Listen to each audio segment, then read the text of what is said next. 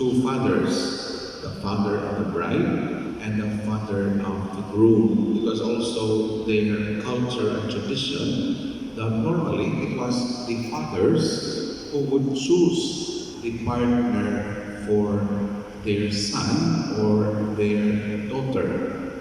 It was not the decision of the husband and the wife whom to marry, it was the father's decision. And marriage was completed on the day when the family of the groom would go to the house of the bride, and the father of the groom would pay the father of the bride a certain amount of money, which is called dowry or mohar.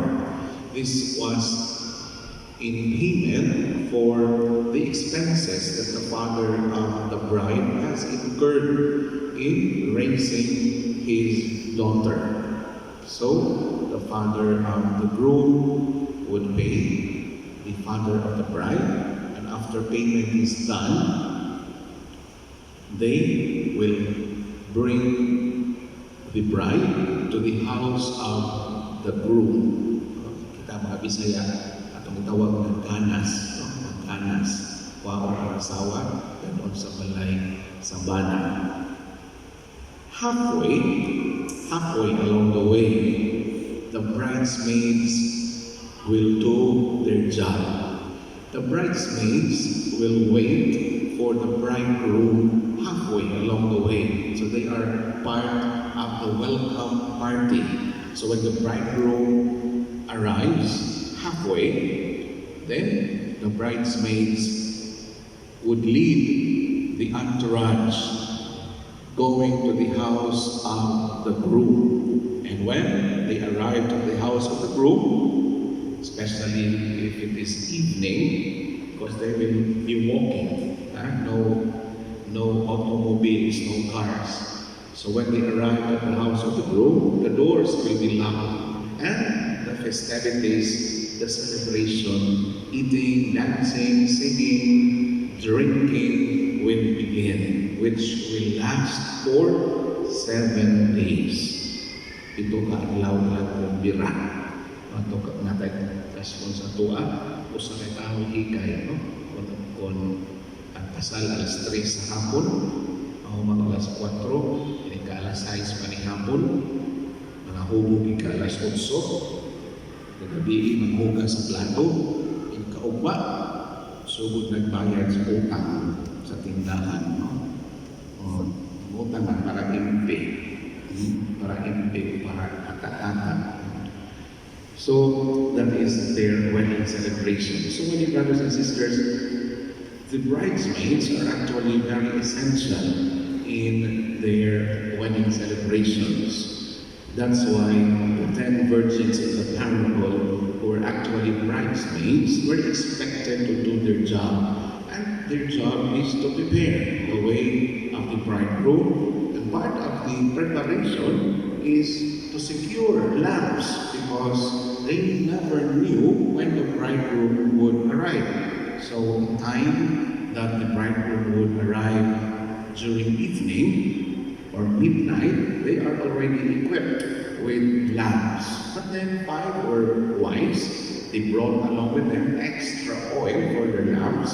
However, the other 5 were foolish.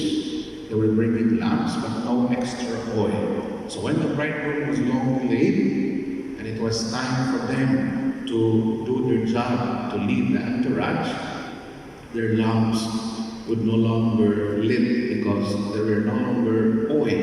And they asked for extra oil from the wise virgins. But the wise virgins knew if they would share their oil, all of them will run out of oil before they arrive at the house of the groom. So the wise virgin said, no, look for oil yourselves. Go to the merchants. And to think, during evening or midnight, no merchant is opening his store during these hours. So perhaps the 5 foolish virgins were really in trouble looking for extra oil for their lamp. And so the entourage proceeded to the house of the groom, and everything was in place, and the doors were closed. So the five foolish virgins who came late were no longer allowed to enter the wedding feast. Not only because they were late, but more importantly, because they insulted the host. They insulted the groom because they could not perform their duty. They were not able to perform their duty because of their foolishness. And brothers and sisters,